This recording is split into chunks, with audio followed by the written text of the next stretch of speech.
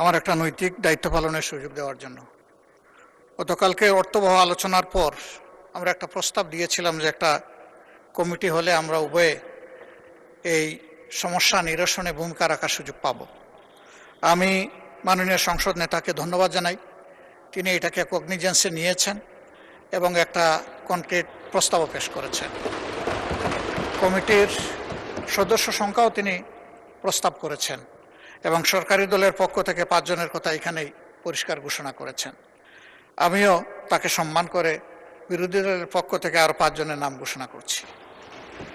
জনাব সাইফুল আলম খান, ঢাকা 12, নুরুল ইসলাম, চাঁপাইনবাবগঞ্জ 3, আব্দুল বাতেন, ঢাকা 16, মোহাম্মদ আবুল হাসনাত, কুমিল্লা 4, মুফতি মাওলানা আবুল হাসান, সিলেট 5। এই 5 জন ইনশাআল্লাহ একসাথে কাজ করবেন এই কমিটির সাথে।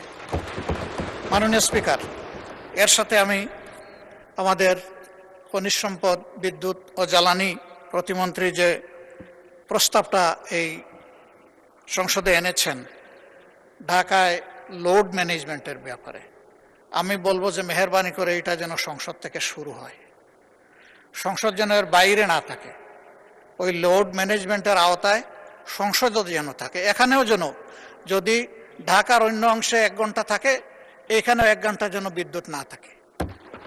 এখান থেকে শুরু হোক, তাহলে জনগণ বুঝবে যে আমরা আসলে বাংলাদেশকে একটা ইউনিফর্ম কান্ট্রি হিসেবে বিল্ড আপ করতে চাচ্ছি। ধন্যবাদ মাননীয় স্পিকার। মাননীয় বিরোধী দলের নেতা, সংসদ তো চালু রাখতে হবে, সংসদ বন্ধ করা যাবে না। মাইক দেন, বিরোধী দলের নেতাকে মাইক দেন। আমি সংসদ ভবন বলেছি, সংসদের অধিবেশন আমি বলি নাই। অধিবেশনের বাইরে অনেক কর্মঘণ্টা আছে। ধন্যবাদ, আমি সেই কথাটাই বলেছি। ধন্যবাদ মাননীয়। ধন্যবাদ।